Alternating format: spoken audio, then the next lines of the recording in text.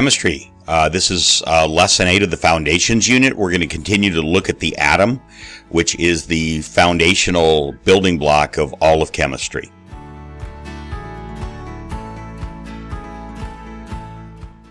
So an atom is the smallest piece of an element that there is. And just to refresh, an element is a pure substance that can't be broken down into further broken down into other substances. And there's either 90 or 92, the number doesn't really matter, but right around 90 elements in the entire universe. So an atom is the smallest piece of each of those, and we're going to learn how those differ. If you cut an atom of gold or iron in half, you will no longer have gold or iron. So an atom consists of 3 components, parts. The proton, which has positive charge.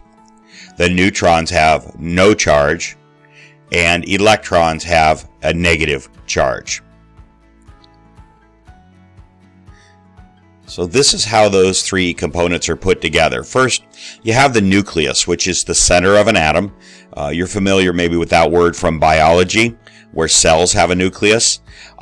In this case, the nucleus isn't in a pouch, or it's not wrapped in anything. It simply refers to the center of the atom. And 2 of the 3 parts are in the nucleus. That would be the proton, the positive charge, and the neutrons, the neutral charges. Now, the electrons travel around the nucleus. They fly around. You could think of them like flies in a room. They're just kind of buzzing around on the outside of the nucleus. They never go into the nucleus. They never become attached to the nucleus. They're simply flying around on the outside, and they fly around in very specific areas called orbitals. They're sometimes called shells. I generally use the term orbitals, but shells is just as acceptable of a name for them. So these are energy levels where electrons move around the nucleus.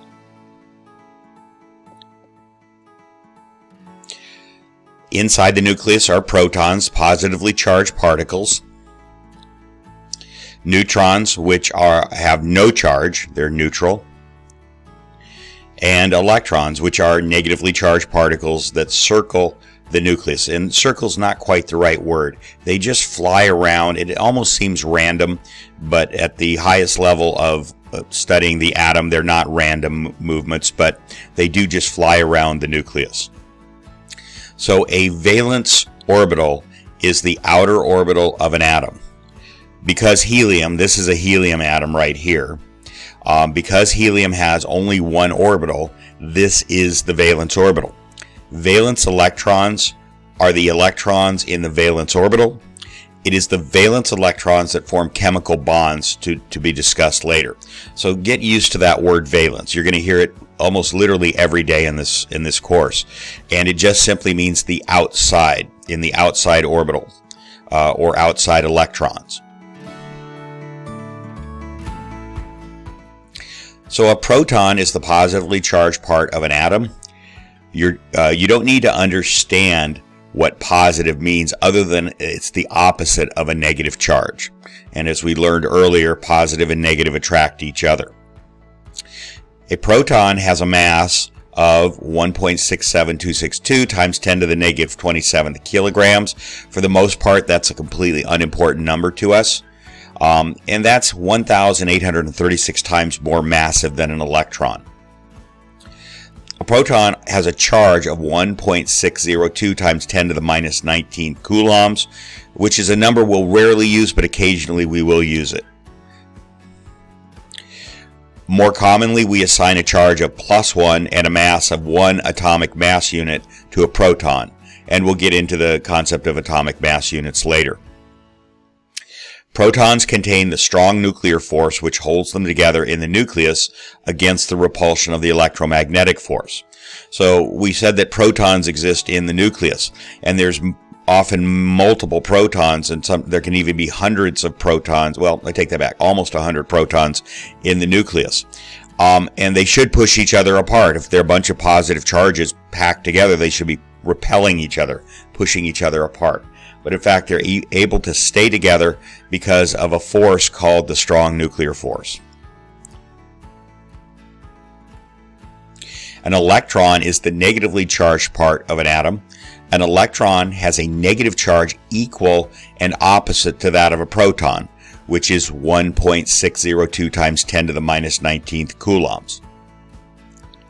An electron has a mass of, you see that number there, it's about 1/2000th the mass of a proton. An electron moves outside the nucleus in specific energy levels called orbitals. A neutron is a part of an atom that has no charge. In the simplest sense, a neutron is made up of a proton and electron which neutralize each other. And there are nuclear reactions in which that electron is pulled away from the neutron, in which case it becomes an electron out in space, and the neutron turns into a proton. We'll get into that at a later time, but it essentially is a proton and an electron that are stuck together. A neutron has a mass of 1.674929 times 10 to the negative 27th kilograms. This is slightly more than the mass of a proton, but not exactly equal to the mass of a proton and electron added together. Anyway, these are really almost trivial facts right here. They're not that terribly important as to what the mass of these particles is.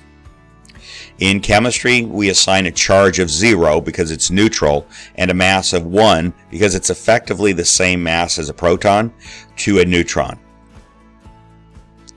Neutrons contain the strong nuclear force which holds protons together in the nucleus against the electromagnetic force. So the strong nuclear force are like hooks that hold protons and neutrons together.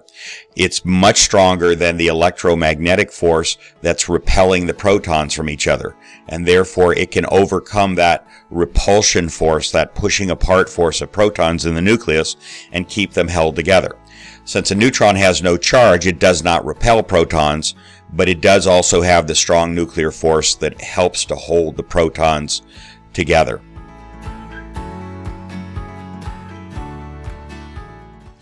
So let's talk about the three types of reactions very quickly here. Chemical reactions create new substances by rearranging atoms into new compounds through a chemical reaction. For example, 2 hydrogen molecules plus 1 oxygen molecule produce 2 water molecules. So chemical reactions are rearranging atoms. They're taking these building blocks called atoms and putting them together, taking them apart, rearranging them. That's what the whole science of chemistry is about. Water is comprised of 2 atoms of hydrogen and 1 atom of oxygen. A chemical change occurs when the atoms combine to form a structure called a molecule. Because water is made up of more than one different kind of element, it is referred to as a compound. So if you see up in that chemical equation, O2 is 2 oxygen atoms put together to form an oxygen molecule. O2, however, is not a compound because it's not made of 2 different elements. Water, by contrast, is a compound because it's made of 2 different elements, hydrogen and oxygen. So there you see a diagram. It's called a particulate diagram. So you see 2 hydrogen molecules. So each hydrogen molecule is 2 hydrogen atoms bonded together, and here you have 2 of them. Then you have an oxygen molecule, which is 2 oxygen atoms bonded together. And what happens is they break apart. Those 4 hydrogens and 2 oxygens break apart, and they recombine to form 2 water molecules. So that's H2O. So you have 2 of those on the right side of the arrow. You'll notice that there's the same number of hydrogen atoms total on the left side of the arrow as the right side of the arrow, and there's the same number of oxygen atoms on the left side of the arrow as the right side of the arrow. That's called a balanced equation. That's why it's written the way it is with the 2H2 and the 2H2O, is to balance the equation, and we'll learn about that in just a few lessons.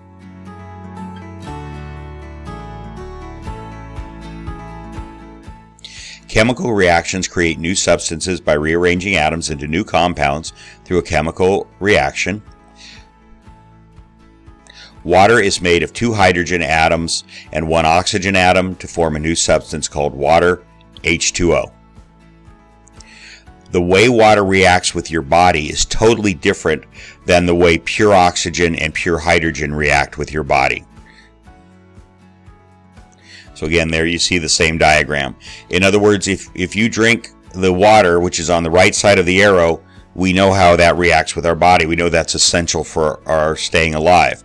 Whereas if you drank liquid hydrogen and liquid oxygen, it would not have the same effect on your body. It would in effect poison you. So the fact that they're arranged over on the right side of the arrow as water makes all the difference in the world in the characteristics of the substance. Physical changes determine whether a particular substance is in solid, liquid, or gas form. These are called states or phases of matter. So there are 3 states of matter: solid, liquid, and gas. So solids, molecules are held firmly together. In the case of water, we call this ice. So those 2 water molecules are stuck together firmly. Liquids, molecules touch but can move around one another, so liquid water splashes around. So water stays together in a cup, the water molecules, but they can move around each other, and that's why water can splash or slosh around. And finally, gas molecules have enough energy to separate from each other and move upward against gravity. So those are separated water molecules. That would be either called steam or vapor. But you'll notice in all 3 cases, it's water. It's H2O. So any one of those 3 states of matter will react with your body if you were to drink it or inhale it or what have you in the same way. A nuclear reaction is one where the number of protons or neutrons changes. So a nuclear reaction, as the name implies, centers around the nucleus of the atom. So number of protons changes. Elements are defined by the number of protons, not the number of neutrons or electrons. So if a proton is added or removed from an oxygen atom, for example, the atom will no longer be oxygen. It will be some other element. So again, elements are defined by the number of protons, not by the number of neutrons or electrons. Number of neutrons change. The number of neutrons in 2 atoms of the same element can be different. These are called isotopes. Carbon, with the atomic symbol C, has 6 protons.